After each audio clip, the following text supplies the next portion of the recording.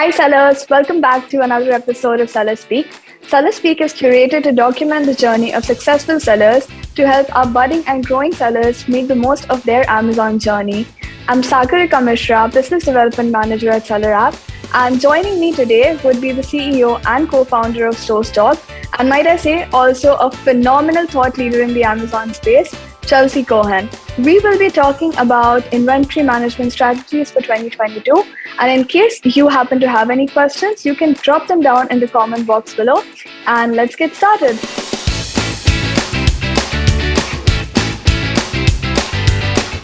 Hi, Chelsea. How have you been? Good. Thank you so much for asking. Been super busy with everything that's been going on, but very happy to be chatting with you. Same here. We're halfway down with 2022. How has the year been, and what are your plans for Q4 and Q3? It's been a good year. It's been an interesting year as well. There've been a lot of changes in Amazon. A lot having to do with their overbuilding of the storage or the warehouse infrastructure. So there have been a lot of things, going on in the Amazon space. It's kind of shifting how we do business. But going into Prime Day and finishing out Q2, it's kind of a time to really push on the sales. And then for our particular business, kind of slows down a little bit. September, October start to ramp up into, making sure you're stocked for Black Friday, Cyber Monday, and the Christmas holiday. Yes, I think it's a short break and then we're back to the grind again. So I also wanted to ask, you have been a seller on Amazon for a couple of years, and I know that you've seen it evolve from something that started off very small. I wouldn't say from the time it was a bookstore, but definitely you've seen the evolution of Amazon. So tell me more about how you started selling and what your journey so far has been like. Sure.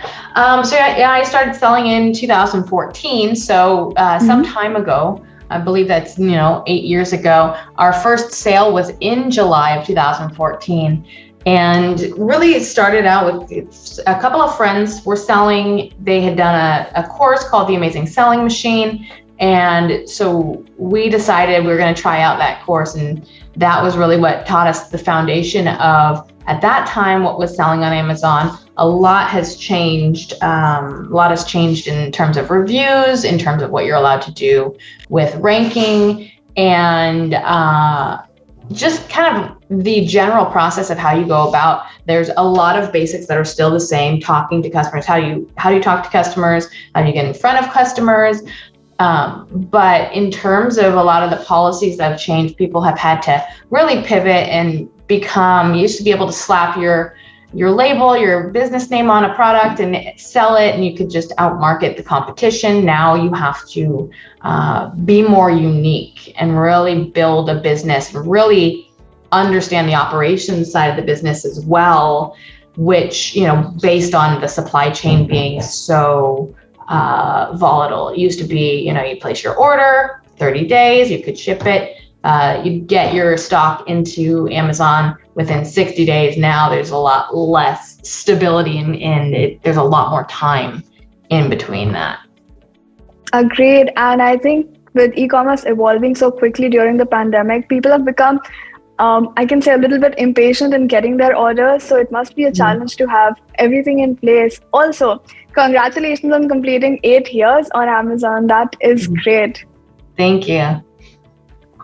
So tell me more about how did you transition from being a seller to having your own inventory management solution, and a little bit on how people can really understand the importance of inventory control in 2022.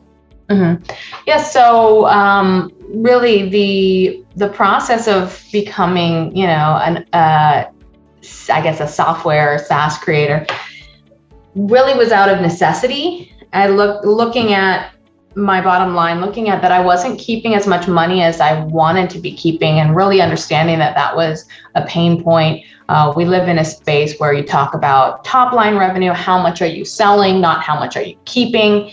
And so I really wanted to to get control of that. I knew I couldn't control the prices that my competitors were presenting to the market, and kind of, we call it the race to the bottom, where prices just start deteriorating over the life cycle of a product. I couldn't control that Amazon is going to continue to raise their fees, but I thought, well, I can stay in stock. And it was a year where I had stocked out on my bestseller for about a month, and then another stock out for about a week.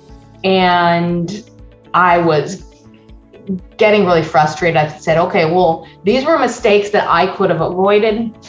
So how to get into that? And I started diving into inventory. And when I really started diving into it, it started taking up all of my time. Spreadsheets and building things out, and then you're starting from scratch. You have to download all the reports and plug them in again. And I thought, well, there's got to be a software out there. And there were, but there was nothing that I was finding that was good enough. Of course, I went to friends in the community. It's kind of the way you find out, what tools are the best. And they all said the same thing. Everything, we've tried everything, nothing works right. We're back to spreadsheets. So that obviously is an opportunity, because spreadsheets shouldn't be better than a software, and that was kind of how it started. And I met my business partner about 2 weeks later. He was a software builder. I said, hey, I got an idea, and sold him on it, and we became partners. Makes sense. I mean, from what I've understood in my experience with Amazon is that there's so many hours in a day for a seller, and the number of tasks always outnumber the number of hours available. So having a solution like SoStocked would definitely take away a major chunk of their day.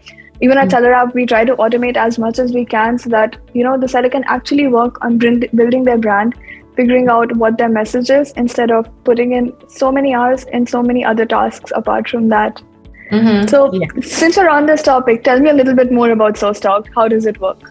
Sure. So SoStocked was really built on the idea that people wanted to understand their data. There were tools out there, and they would basically have this super smart algorithm that scientists created, and some of them would even advertise this, almost that you were not smart enough to know this yourself. And SoStocked was created with the idea that you should be able to customize. It's not one number. You're not given, first of all, you need to analyze the data correctly. And so it was not take the data that Amazon gives me. You have to analyze and make sure that you're processing that data properly.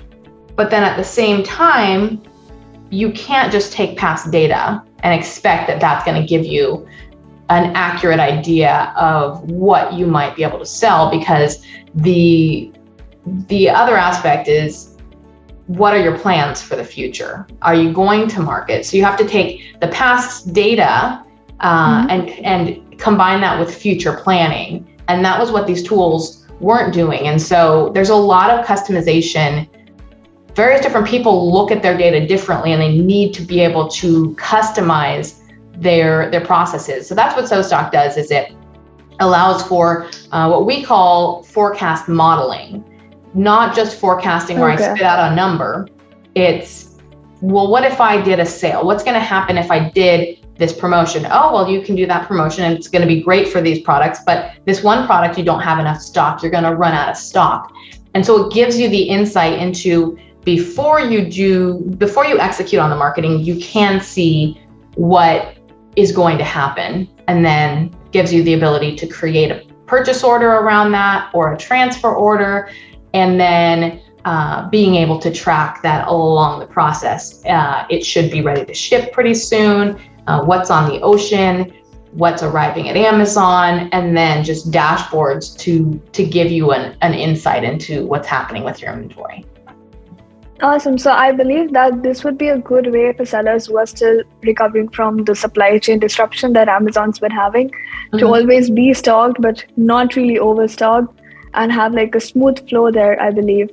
Yes. Yeah. We have one of the things that we really invite people to start adopting is something called Max Restocking, which is something that involves buffer stock, but also your maximum. So you set parameters. I never want to go below 45 days of inventory, but I never want to go above 90 days, let's say. And so it'll fluctuate based on your sales. If you have a higher sales day, that timeline might speed up or it might slow down based on your velocity, because it becomes a dynamic thing, but it at least allows you to control, not stocking out, but then not having too much stock sitting at Amazon. So do sellers plug in their APIs for SoStocked into the Seller Central account? Is that how it works? Yes. Yep. And then you can put your vendors, your warehouses and your suppliers in there, and then it helps to track those orders and those transfers and that stock being held with your various different vendors. Awesome. I think that's a pretty seamless solution for any seller out there. Mm-hmm. So tell me a little bit more about profit making on Amazon. We all know that somebody who's planning on selling on Amazon is in the game to make good profits, but there are definitely a lot of hurdles in the way. What would you call are some of the silent killers in this process? Mm-hmm. Yeah, so we're starting to talk about the silent killers, especially recently, have been really the holding costs. We know that stocking out is a problem. We know we're very aware of that side of the business. We're aware that, we're not generating revenue with that product if we stock out. We have to re-rank that product. Maybe we have to air freight inventory over, which is more costly. And even on the side before we stock out, if we were marketing and we didn't realize that we, ran a sale, I've seen 8-figure sellers run sales that market themselves into a stock out. And so you're paying all this ad spend just to stock yourself out. We've had agencies who've stocked their clients out. And so you're paying the agency to essentially stock out your product. So we know that's a very expensive side of the business, and we have been very aware of that, but we haven't paid as much attention to the cost of overstocking because it's not something that the numbers directly reflect. Maybe we'll see it at the end of the month if we're doing our monthly reporting. Maybe we'll see it at the end of the year. Some people don't keep up with their accounting. So a seller, especially a new seller, might get to the end of the year and realize, hey, I didn't make nearly as much money as I spent, or I didn't make nearly as much money as I thought that I did, especially if you go full time too soon. And so knowing the numbers and understanding that holding costs, especially this year, have increased. There's something called dimensional weight, and I don't know if that's become a subject for you and your community, but it's a different way of looking at a product and taking the size of the product and putting it into a higher weight category. So a pillow is very light. Maybe it's 3 pounds, but because it's so big, there's a calculation that's done by shipping companies that could push it into being counted as a 12-pound product, even though it's 3 pounds. Interesting. Yeah, so that's something that's been happening. It's very common for FedEx, for UPS, but Amazon has never done it before. And so they started doing it this year, and they're doing it in fulfillment fees, which people became aware of. I had a friend who is selling pillows, and their fees went up by 94% almost overnight. That's insane. That's insane. Yes. So there's those fees, and then the removal fees also include dimensional weight. Remote fulfillment, if you're sending inventory, if your inventory is in the US, but you're selling in Mexico and Canada and shipping that out, dimensional weight is also factored in. So there's all of these fees that really have started piling up in 2022. So it's become a lot less profitable for you to really keep additional stock. And there are a couple of solutions that we talk about, but that's generally been kind of those are the profit killers that people are needing to pay attention to this year. Makes sense. I believe that when it comes to making a profit on Amazon, it becomes a combination of everything. You can't miss out on your inventory, you can't miss out on your PPC. You need to be compliant with your taxes because even when it comes to PPC, right, we see that people are maybe not optimizing it properly enough to get the best ROI out of it. And that can be a silent killer because if you're not finding the right keywords, not making the right bids, you end up not getting the right visibility for your products. And it's interesting to see that it trickles down to literally every aspect of a seller's journey. So you did mention that you have some solutions that people can look into. Can you throw some light on that for me? Yes, and it's actually perfect that you brought up PPC because one of the things that I started talking about early on in 2020 something that I dubbed inventory-minded marketing. And is because I've talked to so many sellers. The first 2 years of SoStocked, I talked to every seller. I would do one 1 hour call with them, show them the software, talk to them about their processes. And the common thread for a lot of people who stocked out were they didn't pay attention to how their marketing would affect their inventory. And of course, you want your marketing plans and your inventory plans to be sunk up. So that was first and foremost what I would talk about a lot is marketing team gives the marketing plan to the inventory team. But then there was a shift that I started to kind of see is that it's not only, that's actually a one-sided view. And the other side is inventory team needs to be more proactive and give data to the marketing team. Which are the products that may stock out? If the product might stock out, how do you control that PPC? Maybe turn down some of the more aggressive ads to see if you can prevent, without dropping your ranking, can you prevent those products from stocking out?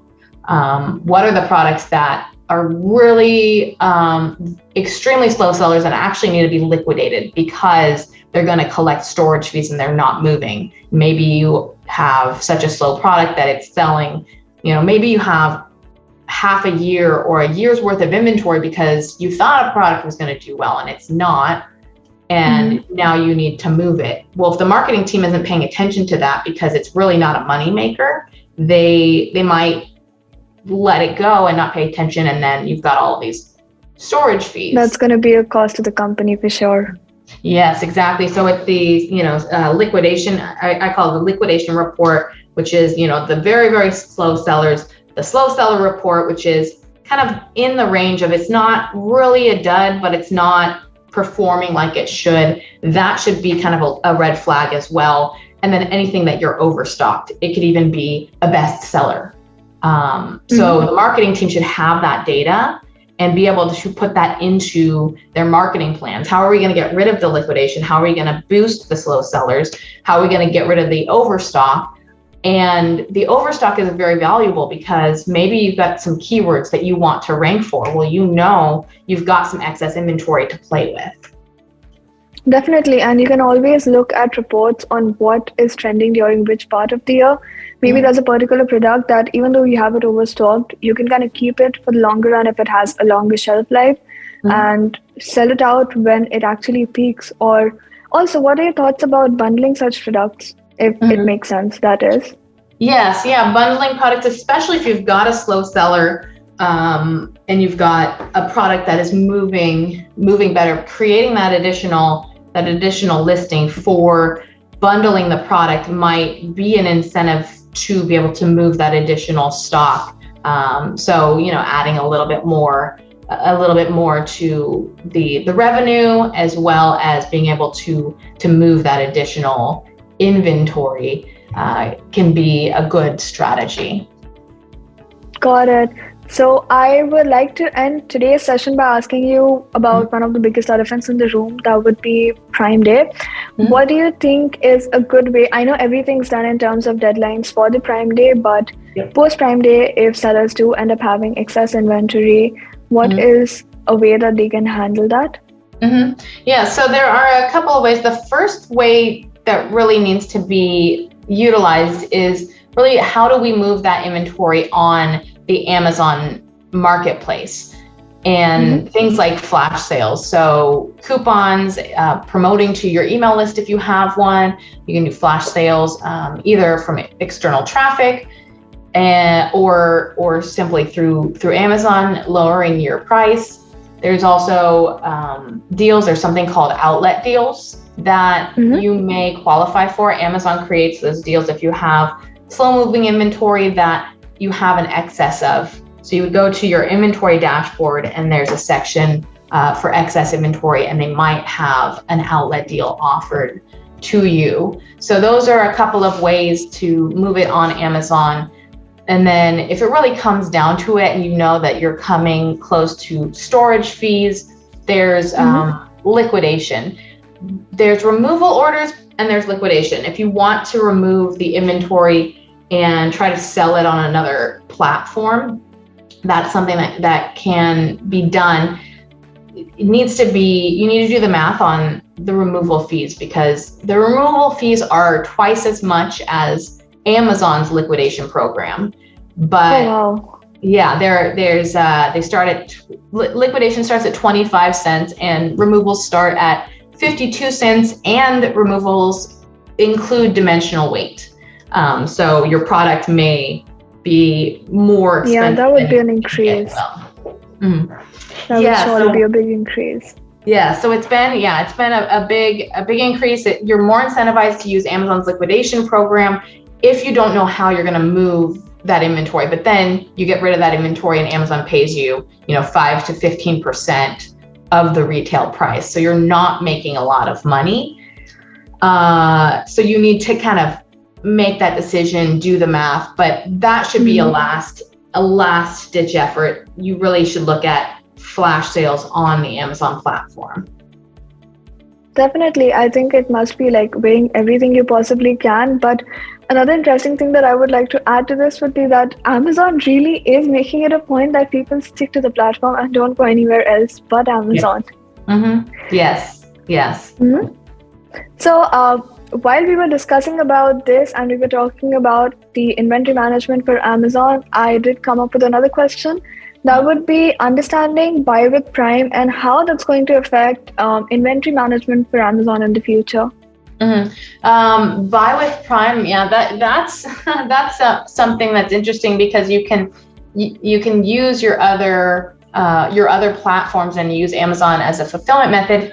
It's not a new concept, and people have been fulfilling with Amazon, but it's something that they're really pushing hard. The big difference is in that they're offering to people who are not currently selling on Amazon. So you don't have to be an Amazon seller. You can be a Shopify only, but it provides the warehouses as a resource for sellers. And I haven't estimated the cost difference in terms of would they be saving money. The reason that there's two reasons Amazon wants to do this. One is that they completely overbuilt. So 2020 happened, they had restock limits because they didn't have enough space. So they built like crazy. And for the first time since 2015, this last quarter, they promoted a loss, a quarterly loss. And it wasn't a small one. It was $3.8 billion in loss for that one quarter, not for the year, for the quarter. 3.8 billion, and $6 billion was the infrastructure, the warehouses and the transportation. So now they're trying to figure out, how do we make more money with that? And they're opening Prime up to the other sellers that are not Amazon sellers. The other thing that does for them also is that actually gives them your customer data. So they can start marketing to your customers, and that's something to pay attention to. Is if they're starting to market to your customers, all of a sudden your customers are seeing a ton of ads that maybe they wouldn't be seeing had you not done that. So it's very valuable to Amazon. And then maybe even they'll create a program where they'll start reaching out to you and trying to get you to sell on Amazon. So there's got to be a whole marketing effort behind it. I call it a data grab. That's, one of the things that Amazon is doing. So it's smart on their end. And, I always ask what's in it for Amazon. I follow the Amazon news. We actually have SoStocked.com/news where we report on these things. And it's what's in it for Amazon. And so I like to write pieces analyzing, why would Amazon be doing this? And they didn't become the number one retail giant, by being stupid. Definitely. It's very interesting how Amazon's presence just keeps growing and growing every single day. I was reading up about the brand referral bonus program a couple of days ago, and I was just amazed by the fact that there's nothing that Amazon has not thought about. They are everywhere. Literally everywhere you turn around, you have Amazon. So the pandemic has really did them some kind of profit in that space, because coming from a country like India, we do see that people have made a very conscious shift to e-commerce. And when you use the name e-commerce, the first one that pops up is Amazon. But I think we've covered quite a bit about inventory management. And I think the most interesting part for me would be having a collaboration between how your inventory works and how your marketing efforts work. That would be a big takeaway for me from today. Thank you so much, Chelsea, for covering all of this. Do you have any final advice for our sellers out there? The last piece of advice in terms of, because there's so much additional charge for your size, if you've got a big product, look at seeing how you can shrink it down. Can you get it into a smaller space? I have a friend who had glasses in a bulky glasses case, cut that down it was a hard case, went into a soft sleeve, and was able to reduce the size. All of the fees came down, but then he could fit more units per carton. And we actually built something called the Master Carton Calculator, which is at SoStocked.com/tools. It's a pallet and carton optimizer. And so the whole game is how can we fit more, how can we reduce the size of our product and then fit more units per carton, more units per pallet, more units per container. Because if you have to you have fixed costs for storage of pallets and storage of and handling of cartons and all of that. If we can put more units in every single one, it distributes the fees over more units. So you can start to reduce fees all along the way. As Amazon is increasing their fees, you figure out ways to, across the supply chain, reduce your fees to try to offset that to increase profitability. So that's the other side of how to start looking at, because you have PPC, how can I improve my PPC? How can I work with my supplier to lower my costs? But not many people are looking at that how do I reduce the fees across the supply chain? And so that's something that we also like to champion as well.